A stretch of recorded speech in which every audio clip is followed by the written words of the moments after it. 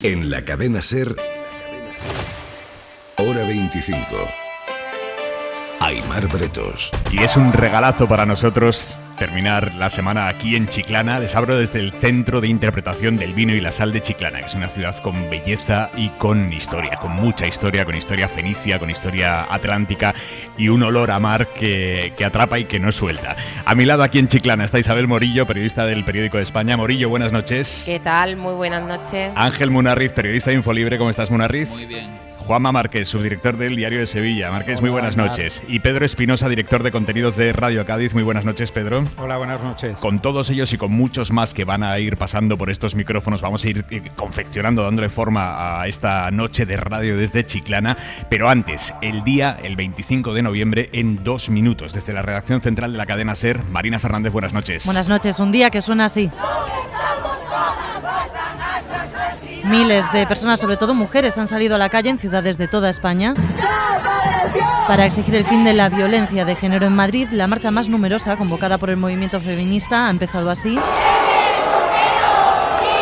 con gritos de algunas asistentes pidiendo la dimisión de la ministra de Igualdad. Lo pedía también una gran pancarta, una marcha crítica con la ley trans abolicionista, en la que han participado la vicepresidenta Calviño y 2 ministras socialistas, aunque el PSOE, la secretaria de Igualdad... Más de 1.170 mujeres muertas a manos de la violencia machista desde que tenemos registros son motivo suficiente para no entrar a polemizar. Ha esquivado el asunto, lo mismo que la propia Montero, que no ha hecho declaraciones y que ha secundado otra protesta en el barrio de Vallecas de la Comisión 8M, en la que han apoyado la ley de libertad sexual. Los jueces de al menos 7 audiencias provinciales han decidido aplicar las rebajas de condenas en contra del criterio de la Fiscalía y sin esperar al Supremo, como pide el presidente Sánchez. Creo que es importante esperar a que se pronuncie también el Tribunal Supremo para que se unifique toda esa doctrina y garanticemos entre todos la seguridad de las mujeres. Que hoy ha sido proclamado presidente, por cierto, de la Internacional Socialista. Feijóo ha utilizado la polémica por la ley para pedir el voto en un vídeo en el que promete cambiarla y para atacar al gobierno. Salgan de la trinchera y vuelvan al feminismo, a ese feminismo que busca consenso, al feminismo que es capaz de ver que la ley del sí es sí ha tenido unas consecuencias nefastas. Un viernes en el que los diputados de la Comisión de Interior han visto las imágenes de la tragedia de Melilla y han constatado que la avalancha se produjo en suelo español. Quedan entre los tornos españoles, que no dieron accedido, y debajo de una bandera que había española. Señala el PP, mientras Unidas Podemos, socio de gobierno, un trato bastante inhumano. Denuncia la expulsión de más de 400 personas. El ministro Marlaska, que comparece la semana que viene ante el Congreso, habla de interpretaciones subjetivas. Tanto interés, tanta preocupación y 8 horas de grabación las hayan reducido a 1/3. Yo creo que es el peligro de las interpretaciones muy subjetivas. La Fiscalía reclama tomar declaración a los agentes que intervinieron en el operativo. Y sobre sanidad. El día 3 de mayo me pusieron en lista de espera. Tengo una prótesis pendiente que no puedo caminar. Las listas de espera suman más pacientes que nunca. Como Pilar, más de 740.000 personas esperan una operación que necesitan. El 25 de noviembre en 2 minutos. Y en la contra de hora 25... Manuel Javois, buenas noches. ¿Qué tal, Aimar? Buenas noches. Un beso desde Chiclana, Javois, ¿eh? Muchas gracias, otro beso muy grande para ti y para todo el público. Oye, que te ha salido competencia, Javois, que esta semana hemos visto el estreno de Rajoy como columnista deportivo para la Asociación Católica de Propagandistas, que para que los oyentes que no lo hayan leído, son 2 párrafos. Son 2 párrafos hablando del España-Costa Rica de esta semana en el Mundial, del baño de goles que le dimos a Costa Rica. Y es muy Rajoy, Javois. Pero que 2 párrafos también, ¿eh? No sé, yo a la competencia siempre alfombra roja. Sobre todo cuando es de Pontevedra. Decía mi colega Rafa Cabrera, otro columnista de Pontevedra. Es cierto, hay una cantera. En fin, vamos a ver, dentro de Rajoy siempre ha habido un columnista deportivo. Esto lo estamos viendo a leguas, ¿no? Yo siempre he defendido, de hecho, que el gran milagro de España es haber sobrevivido tantos años a un presidente cuya máxima aspiración no era tanto gobernar España como gobernar la portada del Marca, que era a lo que él iba, y lo que él además había dicho en muchas ocasiones. Ha entrado, creo que con pie bueno en el periodismo. Fíjate, de hecho ahora mismo es uno de los nombres propios de la Copa del Mundo, junto a Luis Enrique y la selección de Arabia Saudí. Hasta te diría que es una mezcla de los 2 fenómenos. Porque su brevísima columna tiene lo mejor de Rajoy. Tiene una lógica tan aplastante que de tan lógica aplasta la propia lógica. Tiene la sencillez a la que se suele llegar después de muchas metáforas inservibles que él se ha saltado. Tiene el uso del cliché. que es muy efectivo y que además en el política lo ha utilizado casi como un arma de destrucción masiva. Es la sensación de que lo lees y vuelves a ver el partido de una forma rajoyana. Es decir, una vida o un partido en el que las cosas ya fueran dichas, ya fueron hechas, ya pasaron. Y creo que ese es el gran mérito del columnismo de Mariano Rajoy. Escribe en diferido. Y ese es el encanto de quien escribe en prensa. Cuentas cosas que tienes la impresión de que ya fueron contadas en algún momento. Pero no porque sucedieran el día anterior, sino hace siglos. Entonces, ese valor incalculable que tiene Rajoy a su manera, escribiendo de España en el Mundial, es el valor que cuenta la España que gobernó y cómo la gobernó. Y su genio consiste, querido Aymar, en que le ha llevado exactamente 2 párrafos. Hasta el lunes, Javois. Adiós, buen fin, te disfruta mucho, un beso.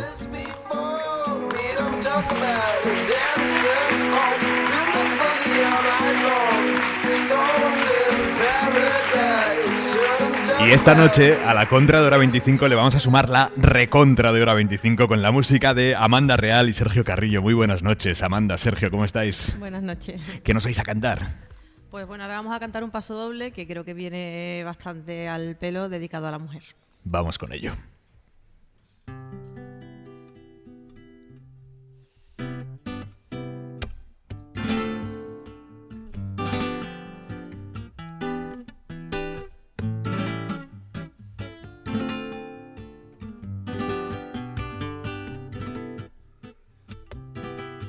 La mujer no es costilla de Adán, es el milagro de la vida.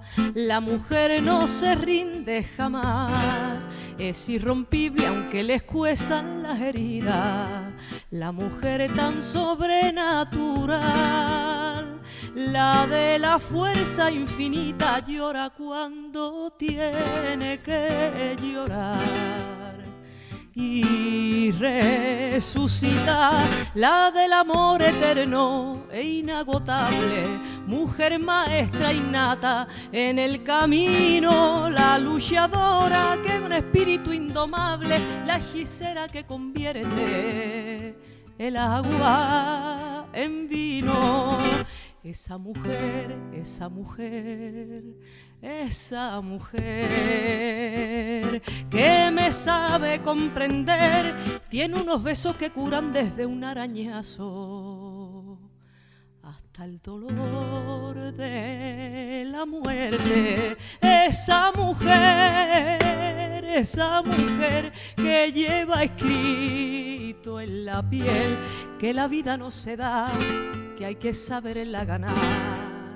Es la mayor de mi suerte, es la mujer más admirable que jamás he conocido, la de la sonrisa eterna, la mujer que me ha parido, la mujer de las mujeres, y la hembra entre las hembras, mi norte y mi libertad. La quiero tanto y quiero gritarlo ahora que aún no es tarde.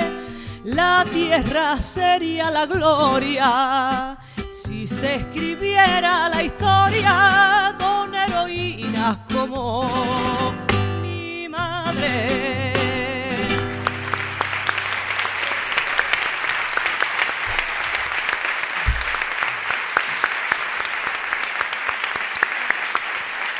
Hora 25, con Aymar Bretos.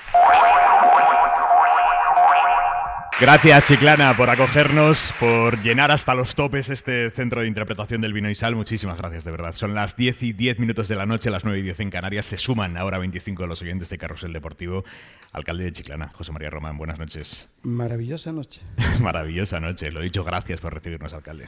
Hombre, es un placer estar aquí y que estéis vosotros. Te comentaba antes, ¿no? Hace más de 20 años vino el hacer con el añorado Carlos Llama y tenerte a ti es un privilegio hoy. Muchísimas gracias, alcalde.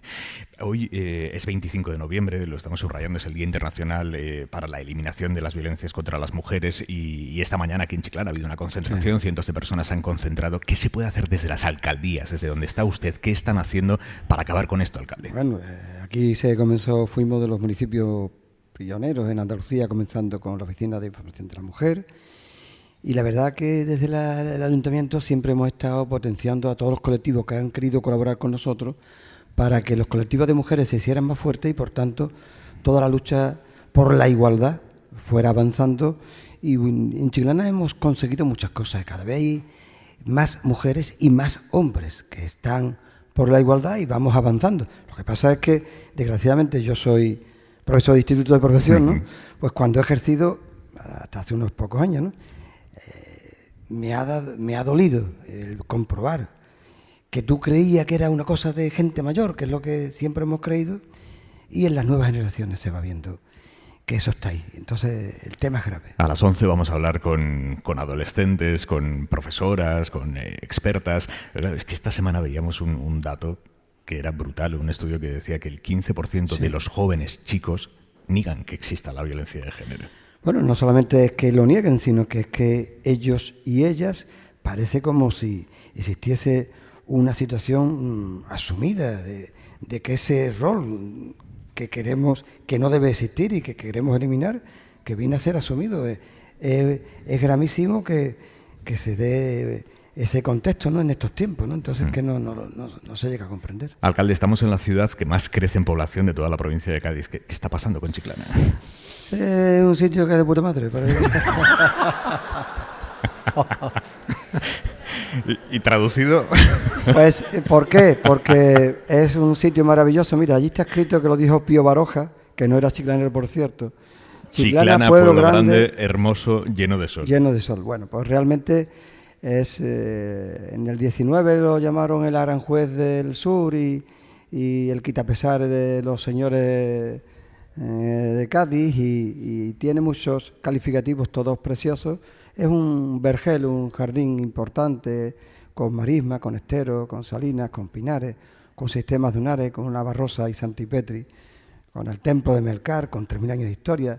Encima, hace el año 2006, con unas obras, pues tuvimos la fortuna de que haciendo los cimientos, pues aparece y resulta que cuando creíamos que teníamos 700 años... Resulta que eran bastante más antiguos. Llegamos ustedes, y nos ponemos con 3.000 años de antigüedad. O sea que, las gadeiras, ¿no?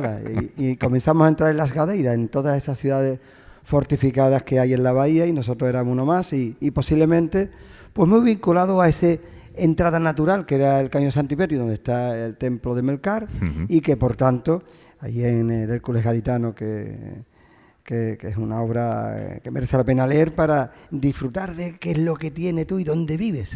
Porque si tú no lees eso, no eres capaz de disfrutar y de enamorarte de la tierra. Veo que usted es un disfrutón de su tierra. A ver, ya me lo paso de escándalo.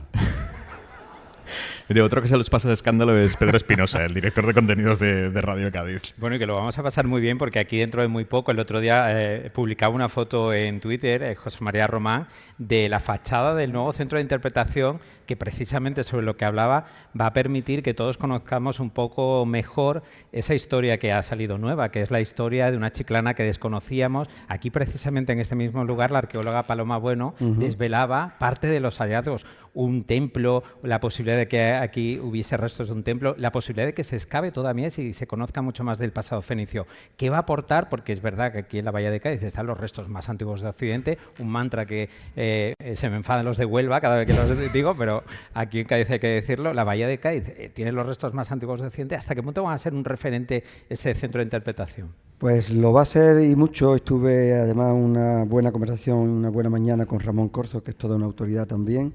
Disfrutamos muchísimo del rato que estuvimos y yo creo que es que tenemos que seguir ahondando en todo eso, porque es que toda la historia que tiene Cádiz no ha sido suficientemente aflorada para el peso tan importante que tiene en todo el occidente, en toda la civilización horizontal, digo occidental, ¿no? Entonces es que es increíble. Nosotros pues estamos muy enamorados con todo lo que supone la historia fenicia, porque le aporta a un turismo de sol y playa un complemento que en temporada alta funcionamos maravillosamente, y bueno, pues con el clima que tenemos y con el turismo cultural, de museos y de historia, pues esto puede funcionar muy bien para que podamos disfrutar y además nos sintamos muy orgullosos de una tierra que tiene raíces trimilenarias, ¿no? Usted dice, alcalde, que Chiclana es una ciudad a la que nadie le ha regalado nada. Yo le pregunto, Sí. ¿qué han pedido y no les han dado? Pues muchas cosas que, en fin, la política es muy puñeteras. Y entonces, pues, bueno, en los vaivenes de la política, pues, deberían de existir una mayor lealtad institucional para que las cosas fluyeran con mayor naturalidad, con mayor normalidad, y que no se llegaran a olvidar las instituciones de ciudades en donde hay situaciones en donde se ve una falta de gestión, una falta de compromiso. Y nosotros tenemos varias actuaciones a nivel de, por ejemplo, en tantos sitios, ¿no?, como un centro de salud, ¿no? Nosotros crecemos y por tanto la atención sanitaria es vital. En los colegios sí seguimos creciendo exactamente igual. Yo le he demandado de la mejor manera posible, igual que las infraestructuras, porque nosotros nos ponemos con más de 200.000 habitantes. En verano. En verano. La Junta, nosotros tenemos casi los 90.000 de padrón, ¿no? O sea, más que duplican su población habitual. Estamos, hombre, ahí con la Junta, hablando, dialogando, se lo he dicho al presidente, a Moreno Manilla, en fin. Estamos ahí, hay que seguir dialogando porque nunca se puede romper la baraja. La patronal de turismo, Exceltur, ha publicado hace nada su barómetro de rentabilidad de destinos turísticos españoles y Chiclana ingresa por habitación el doble que la media española. ¿Eso cómo es, alcalde? Eso tiene que ver con un modelo turístico. Un día, hace muchos años, me vino un antiguo alcalde de Benidorm de la época franquista y me dijo: estáis equivocados porque ¿cuántas plazas tenéis? 12.000, ¿no? Pues, aquí hay para 300.000 plazas. Digo, sí, pero es que ese no es nuestro modelo.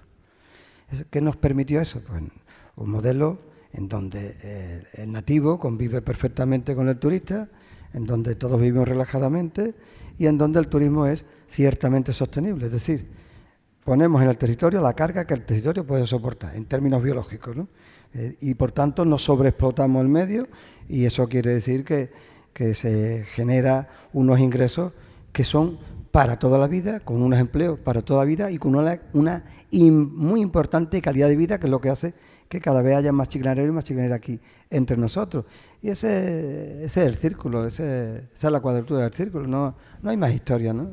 Y al final, pues consigue estos números y superamos la crisis del ladrillo perfectamente. Durante la pandemia, Chiclana fue el destino de España, de toda España, que mejor funcionó precisamente por el espacio abierto, por el turismo familiar, no de masas, en fin. ¿Y los asiáticos, alcalde? Que ustedes tenían muchísimo dinero entre los asiáticos. ¿Cómo se ha notado la pospandemia?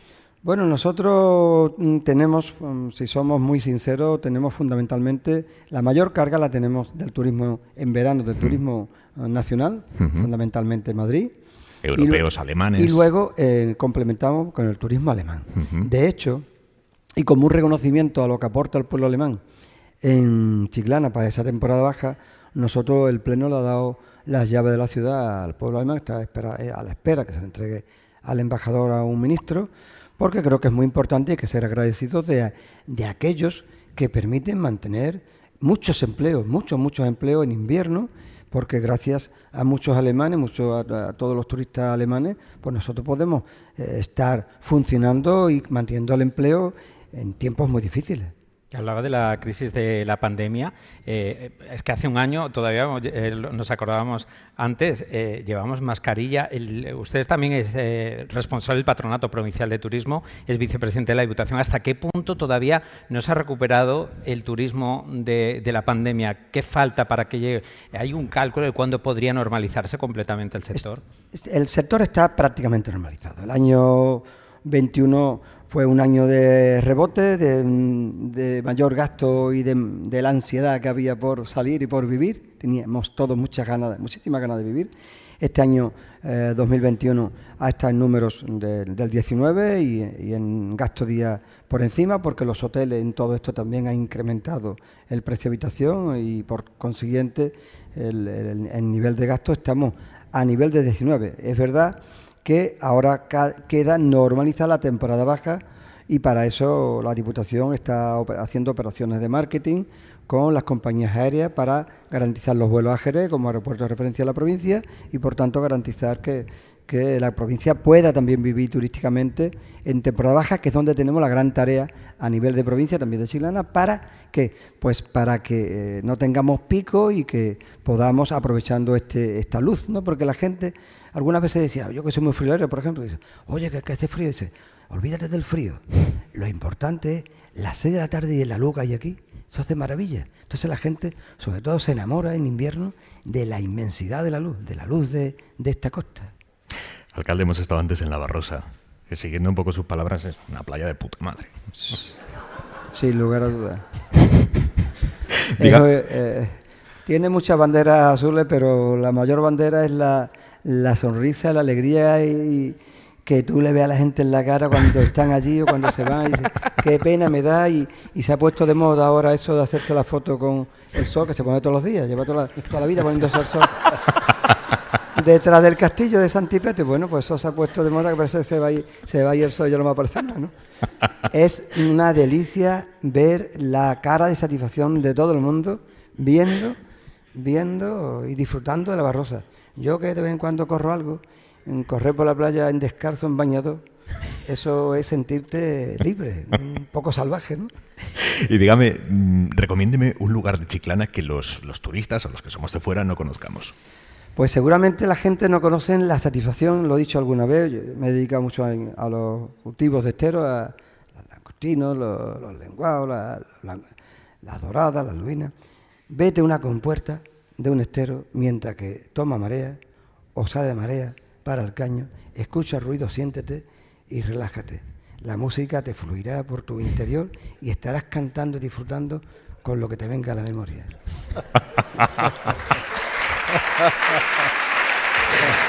Alcalde de Chiclana, José María Román, muchísimas gracias, buenas noches. Muchas gracias y no os podemos pagar el ratito de disfrutar con vosotros y de tener aquí a una cosa que se llama Hora 25. Que es una cosa de puta madre. Para toda la vida. Gracias a la serie. Y a mi lado aquí en Chiclana, Juanma Marqués, Ángel Munarriz e Isabel Morillo. Este 25 de noviembre, este Día Internacional para la Eliminación de la Violencia contra la Mujer, llega en plena polémica política, judicial, por la aplicación de la ley del solo sí es sí. A pesar de que la Fiscalía General del Estado determinó que no se debían rebajar las penas, como estaba sucediendo ya en juzgados y en audiencias provinciales de gran parte de España, hoy hemos sabido que al menos 7 audiencias provinciales han decidido unificar criterio a favor de rebajar las condenas en aplicación de la nueva ley. Las últimas son las audiencias de Vizcaya, son de Málaga o de Madrid, donde por cierto se están revisando casi 450 sentencias.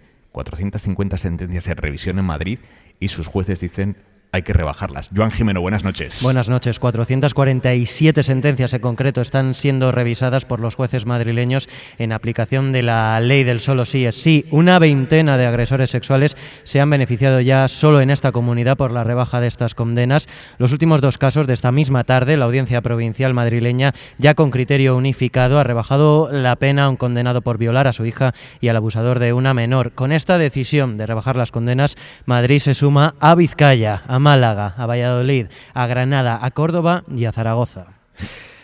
A falta de 4 días, en principio, para que el Tribunal Supremo se pronuncie por primera vez sobre este asunto, no porque vaya a unificar doctrina ya la semana que viene o unificar una posición, sino porque tiene que pronunciarse sobre algunas sentencias concretas, a falta de 4 días de ese primer pronunciamiento del Tribunal Supremo, ya hay audiencias provinciales que están optando por rebajar condenas en contra del criterio de la Fiscalía General del Estado.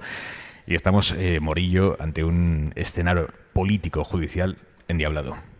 Sí, la verdad que es muy complicado porque además no nos podemos llamar a error con lo que va a pasar con el Supremo. O sea, en ningún caso el Supremo va a dictar una jurisprudencia que diga esto es lo que hay que hacer y a partir de ahora todo el mundo tiene que ir por este camino, porque los juristas nos avisan de que no es eso lo que va a ocurrir, sino que efectivamente van a llegar distintos casos y en cada caso se tendrán que pronunciar. Es verdad que de momento el único órgano judicial que ha ido a contracorriente en el sentido que ha pedido la Fiscalía y que defiende el Ministerio de Igualdad y el Gobierno es el de La Rioja, pero el resto de audiencias que se han pronunciado todas van en la misma línea, apostando por las rebajas a los condenados y de hecho lo que nos anticipan es que habrá más órganos judiciales que seguirán por ese mismo camino. Es verdad que cuando te lees los escritos de las distintas audiencias, la letra, lo que ponen no es lo mismo. O sea, en Madrid se están revisando de oficio cientos de condenas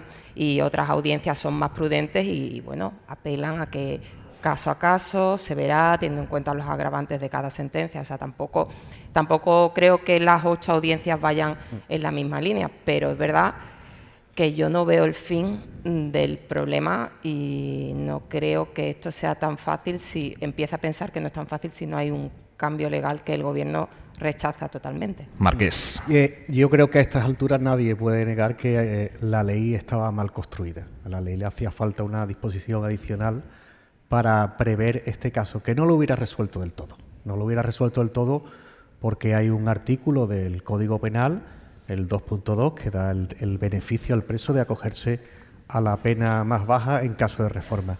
Incluso la Corte, la Carta Europea de Derechos Fundamentales también lo recoge. Las audiencias, yo creo que hay, como dice Isabel, hay posicionamientos distintos, pero mira, hoy la audiencia de Málaga, que se ha posicionado a favor de rebajar las penas, su presidenta, Lourdes García, ha dicho que, no obstante, cada caso se irá mirando uno a uno. En el caso de Málaga hay 100 peticiones de revisión de condena y ella cree que solo saldrán, que se estudiarán 4 por secciones, y Málaga creo que tiene 6 secciones. Por lo tanto, yo creo que no hay que llamar al alarmismo. Yo creo que está comprobado que esta ley le hacía falta un cuajado, un poquito de haberla vuelto a mirar otra vez, pero en cualquier caso yo creo que efectivamente, como está el Código Penal y la propia Constitución y la Carta de Derechos Fundamentales de la Unión Europea, posiblemente muchos presos se puedan acoger a esta rebaja, que tampoco es una gran rebaja. Tampoco es que estemos soltando a la calle a violadores y tal. Estamos hablando de penas de 2 años. Yo creo que tienen el derecho a acogerse y a que se les revise su condena. Munarriz. Yo creo que efectivamente la seguridad de las mujeres en España no se dirime en que haya, no me atrevería a decir cuántos casos, 100, 200, en los que haya rebajas de condena de 2 años, incluso en el caso de que en bastantes de esos casos, en algunos de ellos, los agresores salgan a la calle. Es verdad que parece un asunto que está escrito para hacer daño a un gobierno, es decir, ni un guionista de la oposición podría diseñar que una ley pensada para favorecer a las mujeres y proteger su seguridad sexual acabase teniendo como primera consecuencia la puesta en libertad de agresores sexuales. En fin, parece escrito efectivamente por alguien que quiere hacer daño al gobierno, y creo que el gobierno tiene un problema político. Ahora me resisto a aceptar que hay una especie de aluvión de salidas de prisión, una especie de creación de un nuevo problema que pueda tener desde el punto de vista poblacional a gran escala una incidencia en lo que es la seguridad de las mujeres, y algunas veces se comenta la situación prácticamente como si hubiera un villano de estos que ha abierto las puertas de las cárceles, ¿no? Que todos hemos visto en los cómics. Lo cierto, y eso hay que llamar al gobierno a una reflexión, es que la interpretación según la cual puede haber una rebaja de condena no parece que sea un exotismo, una interpretación torticera de un puñado de jueces. Es decir, cada vez que se somete esta cuestión a discusión jurídica aparece por lo menos la mitad más uno pensando que no solamente cabe, no solamente que se puede, sino que se debe rebajar la condena. El gobierno se ha cerrado completamente las puertas a la posibilidad de una rectificación, por lo menos en primera instancia, porque su reacción ha sido la primera que hubo del Ministerio de Igualdad, muy a la defensiva, atribuyendo cualquier interpretación en este sentido a una mirada torcida y machista de quien la interpretaba así.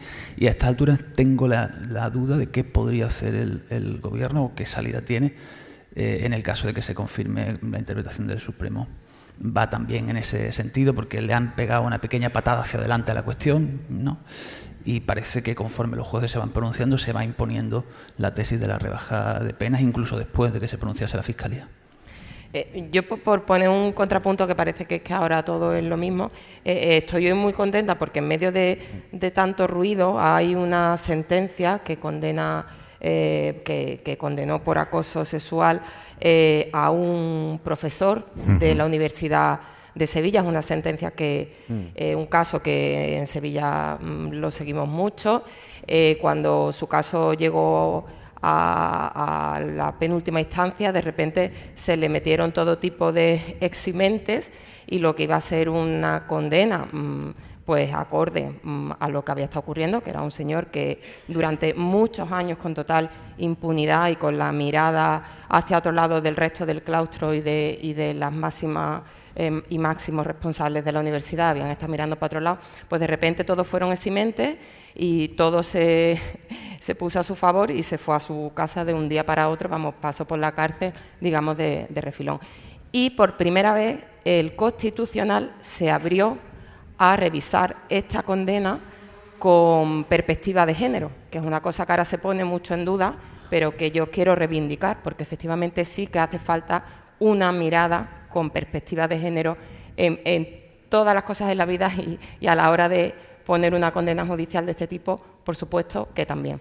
Y hoy la Fiscalía, en una pieza también pionera, ha hecho un escrito que me parece muy interesante, donde asume que efectivamente a la hora de juzgar un caso de acoso y de abuso sexual como este, hay que ponerse, por decirlo de una manera llana, en la piel de la víctima y de las mujeres, y lo hace de una manera totalmente contraria a lo que venimos oyendo de muchos jueces con la ley del sí. Lo que ocurre, Isabel, es que eso que está bastante bien no tiene que ver con el tema. No tiene nada que ver, ¿sabe? Pero como solo ponemos el foco en una cosa. Claro, sí, pero creo que no. Y yo creo que el error del Ministerio de Igualdad, aparte de la calidad jurídica, fue no explicar desde el principio qué es lo que había ocurrido, porque lo sabía. El Ministerio era consciente de que había ciertas penas que se rebajaban y tomó la decisión por un criterio que yo creo que además que es bastante comprensible y que yo creo que está bien hecho, de no excederse en el castigo punitivo. Es decir, lo podía haber hecho perfectamente y lo analizaron, y en vez de subir las penas decidieron mantener las penas y en algunos casos bajarle, y sabía que iba a suceder este tipo de cosas. Yo creo que la ley es una ley buena en el sentido de que considera delito cualquier acto contra la libertad sexual de las mujeres. Yo creo, eso es el sí es sí. Cualquier violación de la libertad sexual de la mujer es delito, y estuvieron estudiando cuál era el rango punitivo, el rango de pena, y efectivamente había algunas penas que se iban por debajo de lo habitual. Y yo creo que si eso se hubiera explicado bien el primer día y no hubieran salido corriendo a acusar a todos los jueces de machistas y prácticamente que de abusadores, pues se hubiera corregido algo al efecto. Munarriz. Uno de los problemas que trae quizá este debate es que se está, digamos, dirimiendo la cuestión de la seguridad y libertad de las mujeres en función, efectivamente, de las penas, ¿no? Una de las grandes peleas, y yo creo que uno de los grandes éxitos del feminismo en relación con la violencia con las mujeres ha sido conseguir trasladar el hecho de la violencia de las mujeres como un hecho que tiene una raíz, vamos a decir, social, vamos a decir, cultural, ¿no? Espero estar utilizando bien los términos, es decir, que esa violencia se encardina en una estructura de pensamiento, que tiene un arraigo en unas costumbres, en una cultura, y que hay que actuar, digamos, sobre las mentes para cambiarlo, ¿no? Yo cuando escucho, por ejemplo, a Bendodo, a Elías Bendodo, portavoz del Partido Popular, decir que, dado que ahora se pena con 2 años menos este tipo de delitos, si eso va a incentivar efecto llamada. Efecto llamada, dijo. Me parece una distorsión, bueno, lo atribuyo más a la mala intención que a la incomprensión de lo que es el problema de la violencia sexual, y creo que el Ministerio de Igualdad, su discurso ha ido siempre más encaminado a presentar la violencia como resultado de una serie de condicionantes en los que había que actuar en el ámbito político, educativo, social, asociativo, y de repente ve toda esa obra política, que es la que inspira la ley, eclipsada por vamos a decir, si no un error, seguro que una imprevisión, que además de desvelar quizá una mala factura técnica de la ley, además sitúa toda la cuestión en el ámbito penal, que es donde yo creo que con menos comodidad se mueve el propio Ministerio. Hora 25. 11 menos 20 de la noche, 10 menos 20 en Canarias, hora 25, edición especial desde Chiclana. Le estábamos hablando de la discusión política jurídica en torno a la ley del solo sí es sí. Y esta semana lo ha aprovechado Vox para incendiar el Parlamento, insultando a la ministra Irene Montero y a través de ella al feminismo en general y a todas las mujeres en particular. La diputada de Vox, Carla Toscano, ya lo saben, le llamó libertadora de violadores y le dijo que su único mérito era haber estudiado en profundidad a Pablo Iglesias. Ante eso, varios grupos están preparando un escrito a la mesa del Congreso para que sea más contundente a la hora de atajar este tipo de insultos y, en general, el tono trampista que utiliza la extrema derecha en el Congreso. Esta mañana en Hoy por Hoy con Ángels, la ministra María Jesús Montero ha admitido que el reglamento del Congreso, tal y como está diseñado, no tiene herramientas para frenar esto. El propio reglamento de la Cámara creo que no contiene elementos suficientes para que cuando se aprecie una subida de tono en el que ya hay una falta de respeto manifiesta en las intervenciones, que no son solo las que se produjeron el otro día, yo creo que hay que repensar cómo y de qué manera, porque es verdad que no se puede incorporar un criterio subjetivo que pueda coartar la libertad de expresión de un parlamentario. Hay que ser capaces de justamente dejar que cada uno exprese y se exprese en la forma en la que considere que tiene que plantear sus ideas, pero eso no puede chocar con la falta de respeto al otro. ¿Cómo definir en un reglamento de un Congreso de los Diputados, Isabel Morillo, lo que es y lo que no una falta de respeto, lo que es y lo que no permitible, asumible en un foro en el que, en teoría, debe ser donde más sagrada se considere la libertad de expresión? Es que es un debate muy peliagudo. Sí, es complicado, pero es verdad que tampoco la libertad de expresión puede ser paraguas o cobijo a cosas que degraden la democracia, y eso es lo que estamos viendo que está pasando. Al final, apelando a la libertad de expresión, y eso nos pasa mucho a los periodistas, permitimos que se cuelen cosas que no tienen nada que ver con la libertad de expresión. Un insulto que pone en el punto de mira la vida íntima, personal, sexual de un cargo público, que tiene que ver eso con la libertad de expresión. Un descalificativo que sea una mentira y además que induzca a la violencia, porque Vox se sube a la tribuna de los diputados y en Andalucía, en el Parlamento andaluz también pasa, cada vez que coge el turno de palabra habla del gobierno proetarra, filoterrorista, comunista de Pedro Sánchez. Mire usted, eso yo creo que es peligroso, porque al final, y en este caso, que yo en el caso de las consideraciones personales y de los descalificativos, o sea, como lo de Irene Montero, no me cabe duda, en este caso es verdad que la línea es más fina, pero son calificativos que se interiorizan, que se extienden y que parece que no nos damos cuenta, pero lo que esos señores hablan en la tribuna llega a las tertulias y llega a los bares, a los colegios y a las casas. Y hay una responsabilidad que hay que ejercer. Yo sí creo que se puede modificar el reglamento de la Cámara sin poner en peligro la libertad de expresión y sin atentar contra la democracia, para mejorar lo que se puede sancionar o lo que no se puede decir. Márquez. Yo creo que ni siquiera es necesario modificar el reglamento de la Cámara, porque la libertad de expresión es una cosa y la libertad de uso lingüístico es otra. Y no se puede vejar de manera personal a un diputado. Tú has citado lo del Parlamento andaluz. Ayer en el Parlamento andaluz un diputado de Vox se subió y le dijo a la bancada del PSOE que eran una pandilla de golfos, que es un pecado venial al lado de lo que le dijo la señora Toscano a la señora Montero. Jesús Aguirre, que es el presidente del Parlamento, que es miembro del Partido Popular, le ordenó callar, le ordenó retirar la palabra y ante la negativa del diputado de Vox a rectificarle, le mandó a bajarse de la tribuna. Yo creo que en cualquier reglamento de cualquier Cámara hay una exigencia de decoro y en cualquier caso no caben los insultos personales. Yo no creo que tenga que estar escrito todo. El presidente de una Cámara como el Congreso de los Diputados también tiene que tener un margen de reacción ante lo que pueda suceder en el Congreso. Yo creo que se ha visto en esta legislatura con la presidenta Meritxell Batet, y aunque este caso le tocó a Alfonso Gómez de Celí, que han sido muy laxos.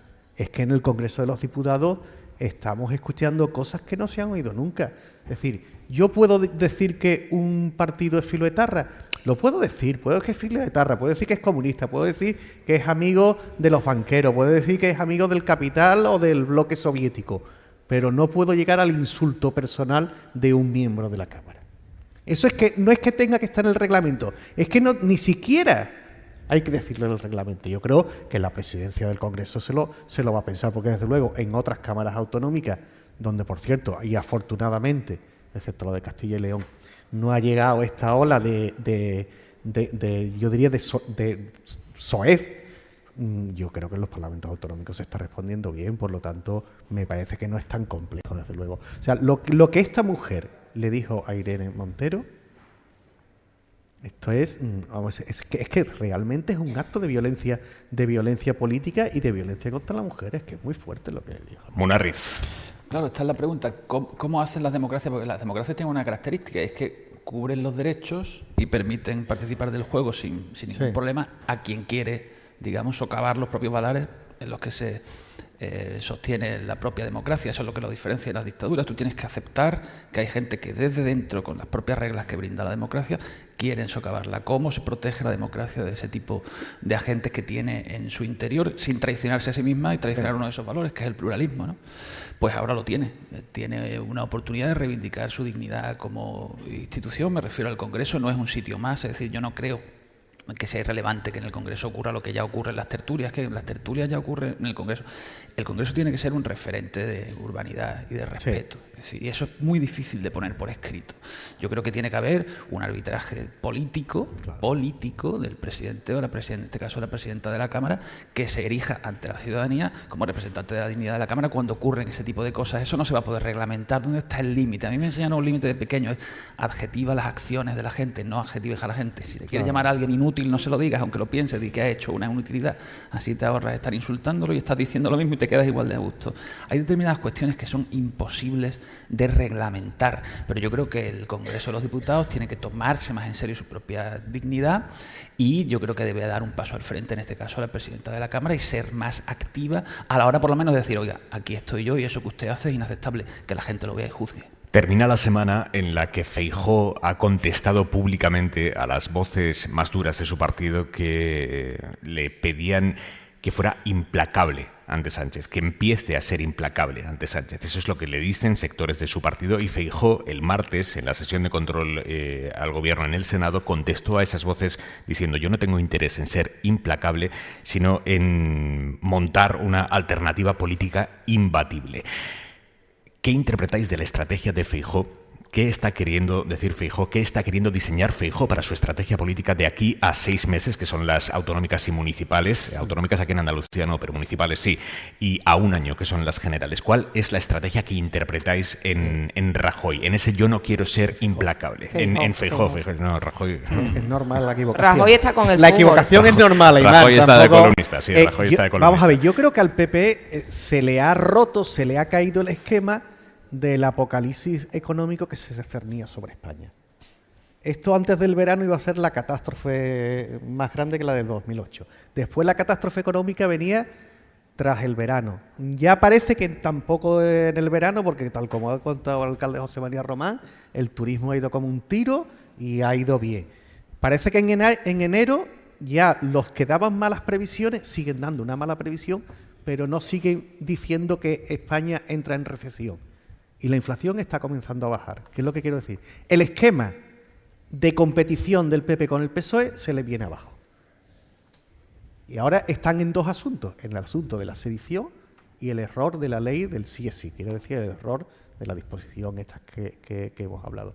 Yo creo que son 2 asuntos, el de la sedición y la ley del sí es sí, que quedarán devorados en menos de 3 semanas o 4 semanas. Tú sabes perfectamente cómo los periodistas devoramos los temas. Como son los ciclos de noticias. Exactamente. Yo creo que esto no da, podríamos decir, para más de 4 telediarios. Hombre, es un asunto polémico, pero más allá de Navidad no vamos a seguir hablando ni de la sedición ni de la ley del sí es sí, como ya no hablamos de los indultos. Por lo tanto, el Partido Popular tiene que fabricar una estrategia de nuevo, porque a Pedro Sánchez no le va a pasar lo mismo que a José Luis Rodríguez Zapatero.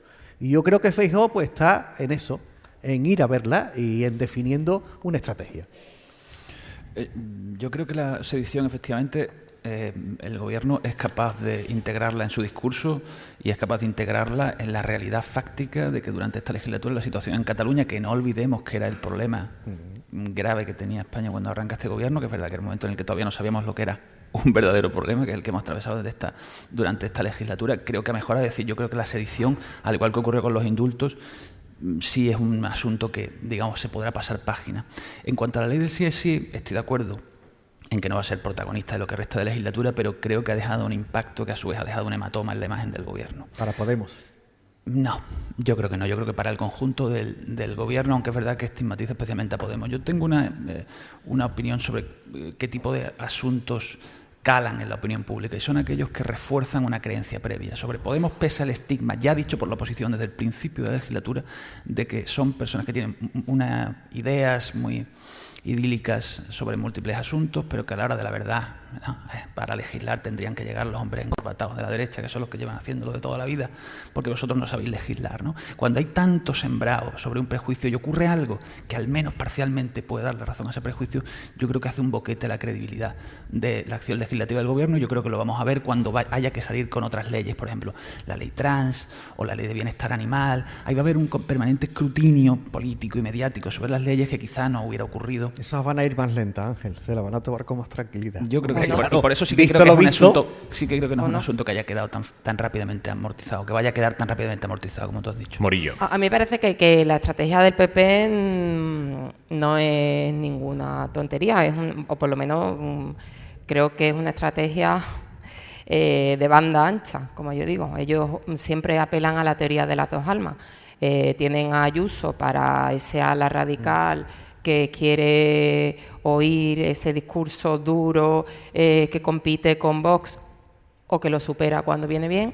Y después tenemos el alma moderada de Moreno, que en Andalucía os recuerdo que el pasado junio alcanzó una mayoría absolutísima con 58 de los 109 diputados de la Cámara y con un trasvase de votantes socialistas, que me mirará el alcalde regular, pero que eso lo dice el CIS, un 15,6% de votantes socialistas que se ha ido al PP en Andalucía. Esa es la estrategia de Feijóo y esa es la estrategia que te declara Génova, que hay 500.000 de votos que votaron a Pedro Sánchez que se pueden ir con Feijóo, y esa es la estrategia que van a poner en marcha en Extremadura y en Castilla-La Mancha. Y lo tienen bastante claro. ¿Cuál es el problema? Que dicen las encuestas, que en esas dos comunidades, que son también comunidades ahora mismo socialistas, en Castilla-La Mancha hay un empate técnico, está Vox, pero desaparece Podemos, por lo cual García Paje puede tener problemas, y en Extremadura la diferencia es de 2 votos de Guillermo Fernández Varias sobre la candidata del PP, que sube muchísimo porque se traga entera a Ciudadanos. El PP tendría que pactar con Vox en ambos casos. Eso no es ninguna tontería, porque Feijóo el moderado ya tendría que llegar a Moncloa estando con Vox. Fugaces, Marqués Munarriz.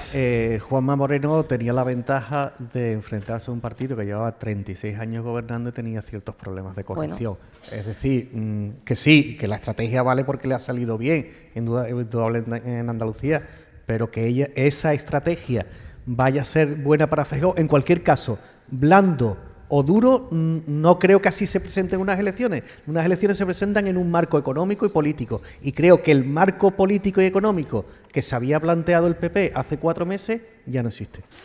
Yo creo que el PP ya no tiene dos almas, honestamente. Creo que el éxito político de fondo del aguirrismo o ayusismo en el PP es total, y a veces se pone a administrar ese partido a un moderado, y a veces se pone a administrar a alguien, digamos, más florido ideológicamente como Casado. Ahora han puesto a un hombre de aspecto más gerencial, pero el fondo político y el triunfo ideológico del ayusismo en el PP yo creo que es total, y la estrategia del PP de oposición de fondo no ha variado un ápice ni de Casado a Feijóo. Eso puede ser una realidad, pero eso no es una estrategia electoral. Quiero decir, el PP no va a ir vendiendo a Ayuso por toda España, porque si no, es que España no es Madrid, vamos. Mismo populismo fiscal, misma estrategia de deslegitimación del gobierno cuando no es el tuyo. Es decir, a mí, cómo se entonen las frases, si la frase es la misma, me parece que no se puede hablar de dos almas. Mañana, acto conjunto de Feijóo con Ayuso, veremos si hay dos almas y el discurso es el mismo. Hora 25, estamos a punto de llegar a las 11 de la noche, las 10 en Canarias. Vamos a ponerle un poquito de música a esta noche. Amanda, ¿con qué vamos? Bueno, pues ahora vamos a cantar un paso doble, que es de Jesús Bienvenido, al igual que el anterior. Es de la comparsa Los del Piso de Abajo y, bueno, habla de una cosa que, bueno, para mí es de las más importantes que tendríamos que defender, que es la educación pública. Y, bueno, aprovechando también que mi compañero, el que me acompaña a la guitarra, es maestro de la educación pública. Sergio Carrillo, Amanda Real, en directo, en Hora 25 desde Chiclana.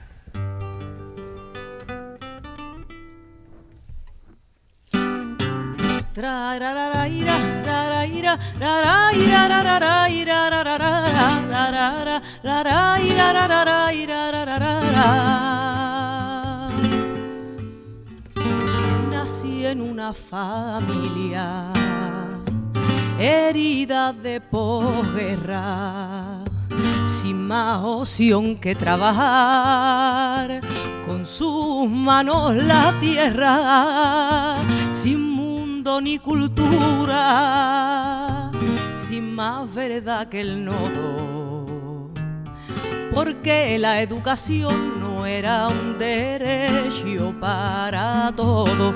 Nací en una familia, ay, que sin saber la letra luchó porque sus hijos lograran otras metas para que no pasara penurias ni fatiga.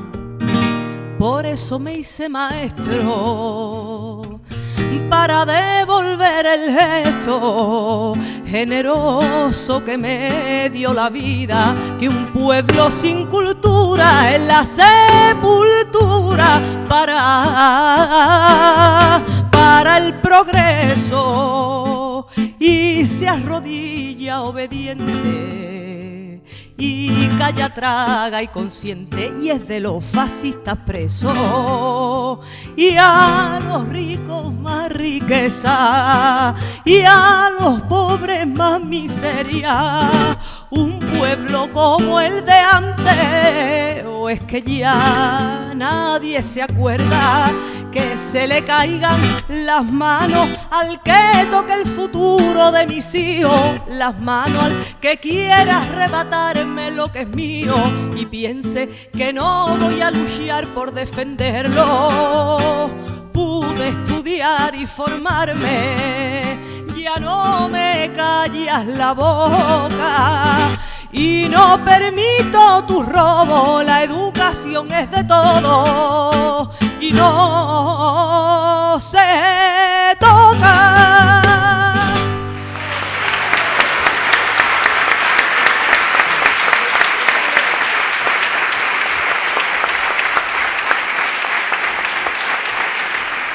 Hora 25, con Aimar Bretos. Acaban de pasar las 11 de la noche, las 10 en Canarias. En la cadena SER, Hora 25.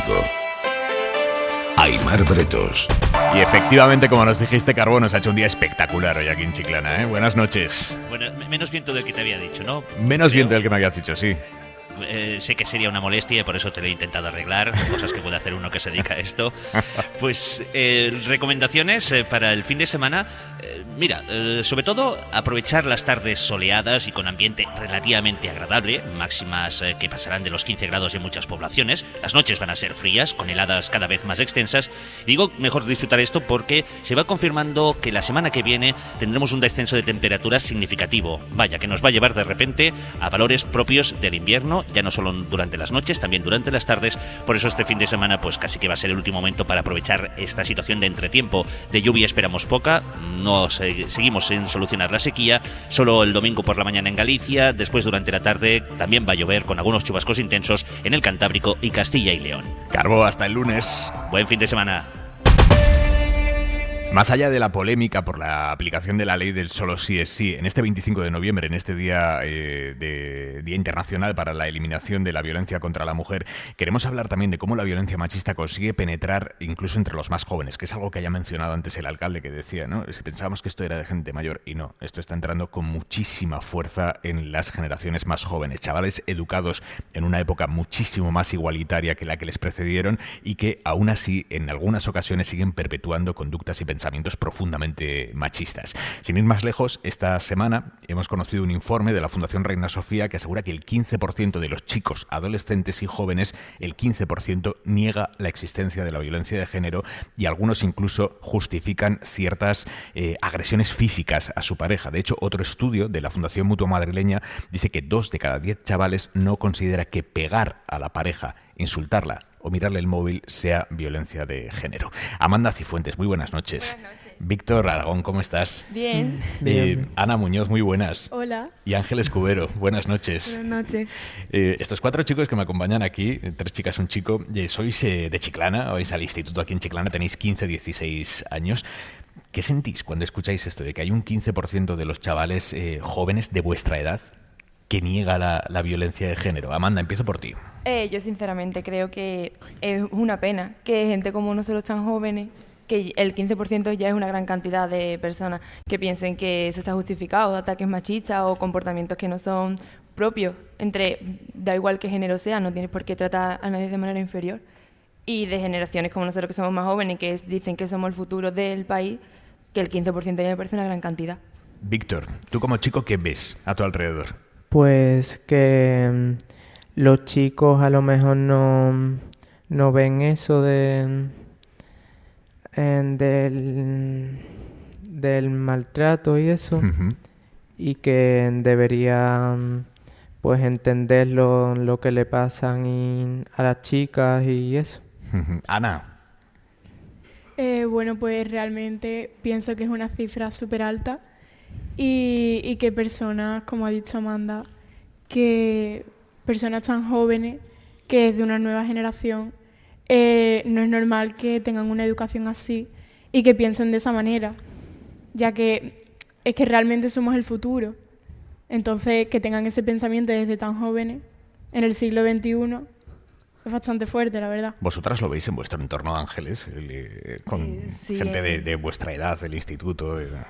Sí, en clase hay bastantes situaciones en las que se ve claramente que hay muchos adolescentes y muchos jóvenes que tienen pensamientos bastante machistas y hacen comentarios o chistes que ellos dicen que solo son bromas, pero bromas bastante fuera de lugar.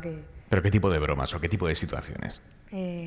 No sé, a ver, por ejemplo, son bromas muy típicas, por ejemplo, de que la mujer se vaya a la cocina o anda, cállate y vete a limpiar, que dicen, no, si es una broma, no pasa nada. Bueno, pero sí pasa, porque detrás de ese chiste hay un trasfondo de un pensamiento machista.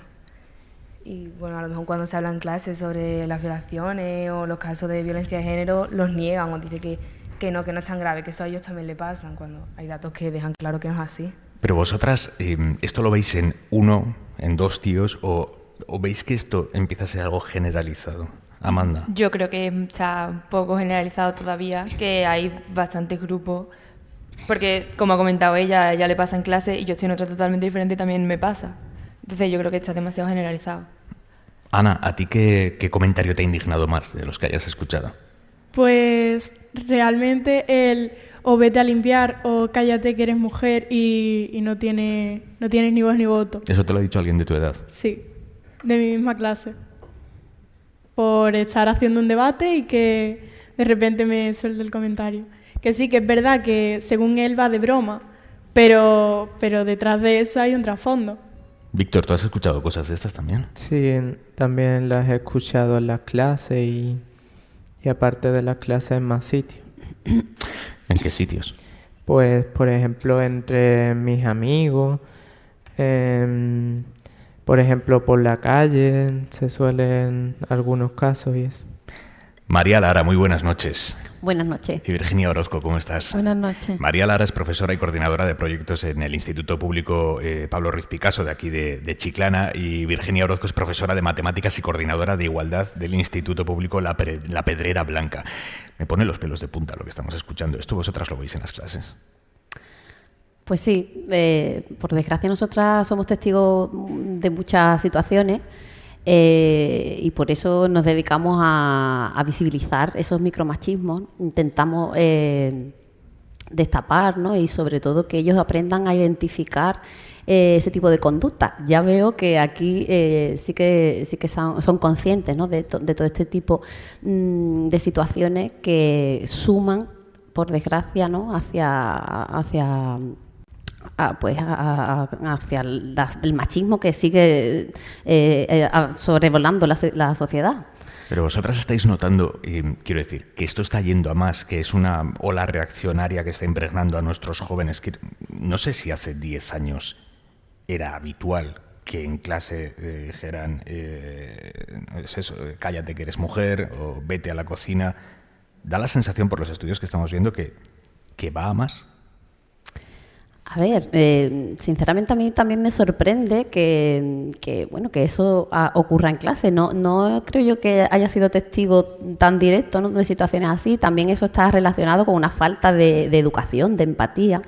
y quizá desde el respeto y el cariño hay que involucrar en la educación de igualdad a las familias también, ¿no? Porque muchas veces en casa somos testigos de ciertos comportamientos que se heredan y se reproducen con esa falta de respeto a la hora de dirigirse a los compañeros y tenemos que ser conscientes de que eso hay que pararlo y por una parte hay que educar y coeducar y ser ejemplo siempre de una coeducación desde casa y desde la escuela, por supuesto. Virginia Orozco trae mucho machismo en la mochila a los chavales. Sí, la verdad es que sí, que aunque nos parezca que no ocurre, sí ocurre en el aula. Yo no llevo tanto coordinando igualdad, que llevo un par de cursos, pero de todas formas en mis años de tutora también siempre se realizan actividades con los chicos y las chicas y siempre en cuanto surge el tema siempre hay alguno que dice algún comentario fuera de lugar, un chico hacia una chica y sí lo vemos y es a menudo lo que ocurre y ocurre en el patio y ocurre. Solo tenemos que encontrar, bueno, en cuanto vamos a celebrar hoy, por ejemplo, el 25 de noviembre, siempre hay alguno que suelta un comentario que nos ha acertado. Ahora hemos elaborado en el centro distintas actividades para realizar las tutorías referentes a la violencia de género y siempre se me acerca alguna tutora, algún tutor, mira Virginia que me he encontrado, que no sé qué, que mira lo que me ha dicho este chico, que mira que... Y ocurre, y el año pasado también ocurrió a menudo en cualquier actividad que elaboramos, oye, pues esto hay que trabajarlo más, o incluso cuando han venido personas externas a realizar un taller, es más, con la Delegación de la Mujer hemos elaborado ahora un taller y vinieron monitores a realizar el taller y se notaba en cuanto le decían, pues había varios chicos que decían eso, lo de la broma. No, pero hombre, bueno, la broma, pero la decimos entre nosotros o la decimos en un grupo en el que nosotros sabemos que eso son bromas. O sea, que ni siquiera comprenden que eso no es una broma, que está fuera de lugar. Y lo vemos a diario, vamos. Mira, hablabas de talleres y hay una persona que, entre otras muchas cosas, se dedica a dar talleres y charlas por centros de toda España, que es Ana Magallanes. Ana, buenas noches. Buenas noches, ¿qué tal? Talleres para promover la igualdad entre los alumnos y prevenir la violencia de género. No sé hasta qué punto lo que se avanza en clase después se retrocede en casa, en muchas ocasiones, Ana. Claro, a ver, tenemos varias cosas que influyen que son determinantes. Por un lado, llevamos coeducando ya bastante tiempo al alumnado, pero no a las familias ni a todo el profesorado. Entonces eso implica que ciertos cambios que van a sufrir los menores ya, que van a sentirse más libres, ¿no? Por ejemplo, para moverse en el género y empezar a deshacer esas relaciones de desigualdad, después van a ser reforzados el comportamiento contrario en casa. Entonces no podemos estar coeducando y exigiendo al alumnado un cambio social cuando las personas adultas no nos sensibilizamos en género, ¿no? Después también es verdad que hay un acceso a las redes sociales donde se normaliza mucho más el consumo de la violencia, del sexismo, aparecen influencers, instagramers y representantes políticos pues inventándose y justificando comportamientos y sistemas de creencias machistas. Eso hace que aparezca una retroalimentación clara. Y después también es verdad que tenemos la consecuencia de haber empoderado a las chicas, que bueno, no deja de ser un orgullo, pero a veces ese empoderamiento no está bien planteado y las chicas muchas veces lo que hacen también es que ante conductas violentas de los chicos lo que hacen es repetir el comportamiento con la intención de educar. Tú me haces daño de esta manera, te lo voy a hacer yo a ti también, para que así aprendan, ¿no? Entonces, bueno, eso al final también crea mucha distorsión. Creemos que son a lo mejor relaciones tóxicas, cuando realmente se estudia, ¿no?, de dónde es la causa, dónde está el germen, pues bueno, no deja de venir de lo mismo, ¿no?, de ese sistema de creencias, como digo, machista. Y bueno, pues todo esto lo unes a que se ha convertido el tema de la violencia machista en un discurso social que nos hacía falta. Pero eso hace, yo digo que la sociedad funciona como un maltratador, ¿no? Cuando el maltratador pierde el control, ejerce la violencia. Pues a nivel social está pasando exactamente lo mismo, ¿no? No deja de ser un momento lógico de ese cambio social, pues estamos eliminando los privilegios y eso hace que la gente no se quiera mover del trono y entonces rechistan. Y bueno, sí que es verdad que hay muchas cosas que se justifican a través de la broma, pero también hay otros muchos pensamientos que se defienden a ultranza, y no desde el sentido del humor, ni justificándose desde el sentido del humor, sino porque de alguna manera también es verdad que los chicos viven esto en su mayoría y por eso empezamos a replantearnos la coeducación de forma distinta, como una amenaza como que los estamos haciendo sentir culpables y que al final es algo que no va con ellos. Es verdad que les cuesta trabajo empatizar porque son violencias que no sufren. Entonces, por mucho que yo te cuente a ti lo que me está pasando, tú puedes pensar que soy una pesada, una exagerada o que hay que ver la que estoy dando con esto. Y ellos dicen, bueno, pero si yo realmente... ¿Te lo dicen mucho? No me des el coñazo. Dime. Que si te lo dicen mucho, no me des el coñazo. Claro. Y como también, además, en la época adolescente, realmente los comportamientos que ellos tienen cuando hablamos de violencia machista son los comportamientos del inicio de una relación de violencia, entonces no es algo tan exagerado, aunque siempre va a haber casos extremos, ¿no? Entonces, para ellos son... A ver, que yo te digo a ti que me dejes en las redes sociales, pero es porque yo confío en ti, tú confías en mí, y eso es un respeto. Entonces, es verdad que son ideales que tienen totalmente interiorizados y que defienden. Y bueno, sí que es verdad que yo creo que la reflexión de un poco el discurso que estabais teniendo antes, ¿no?, de cómo en el Congreso se normaliza la violencia, y fijaros que os estáis planteando qué es violencia y qué no. Si no sabemos nosotros definirlo, ¿cómo vamos a esperar que el alumnado sea capaz de identificarlo? Cuéntame, Ana, aquella vez que estuviste 5 horas convenciendo a un chaval de que el rosa era un color normal. Bueno, 5 horas me llevé en infantil con 5 años, ¿vale?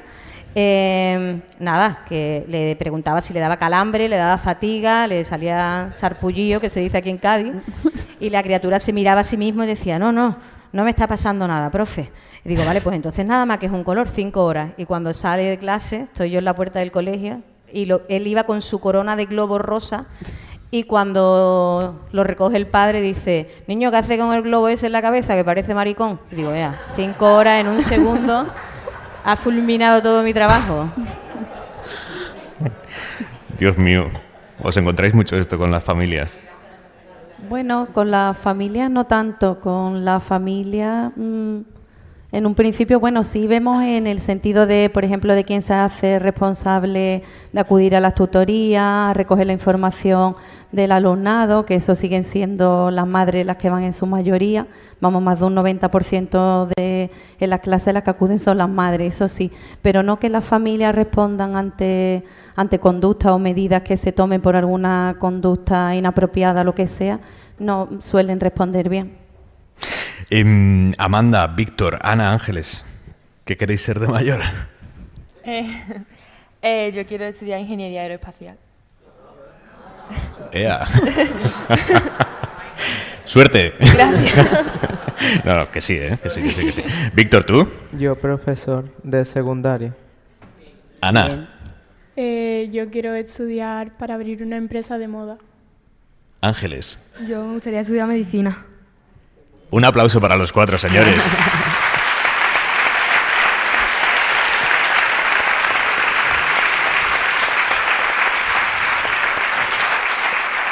Y a comeros el mundo, ¿vale? Vamos a ponerle la última canción a esta noche de Hora 25. Amanda. Bueno, yo creo que vamos a cerrar con un broche de oro, un paso doble nuevamente de Jesús Bienvenido. Es bastante conocido, bueno, porque incluso lo han versionado cantantes de renombre. Y bueno, es un paso doble que viene muy a colación con este día y con este programa. El paso doble se titula Nombres y bueno, yo creo que no hace falta mucha presentación porque cuando lo escuchéis lo vais a entender perfectamente.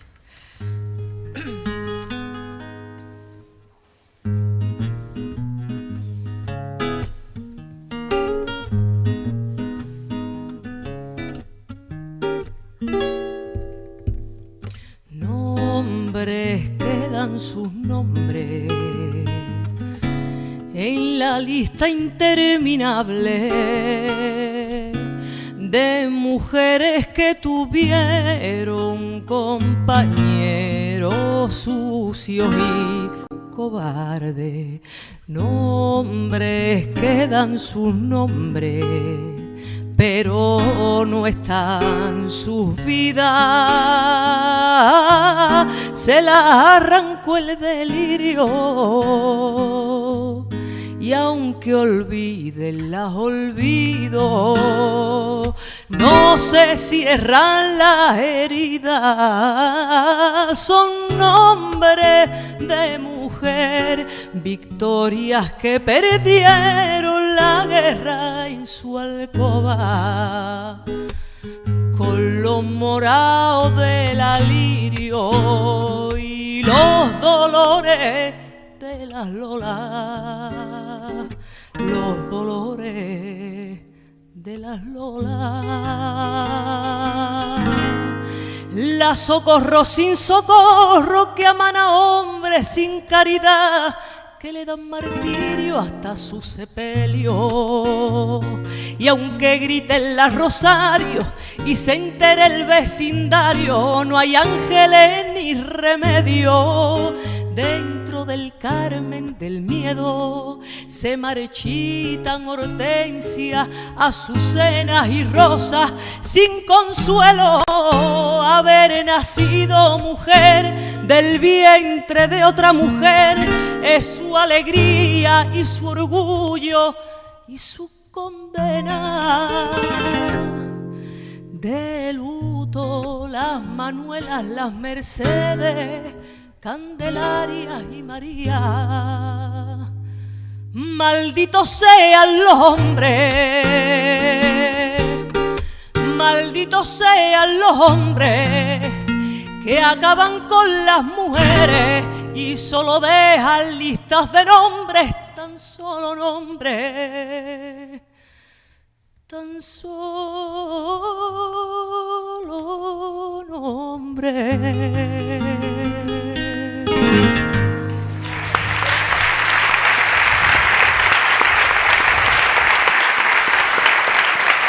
Muchísimas gracias, Amanda Real, Sergio Carrillo, gracias. Y gracias a todos ustedes por habernos acogido con tantísimo cariño esta noche de radio tan bonita aquí en Chiclana, donde siempre es un lujo venir, pero más volver. Gracias, Chiclana.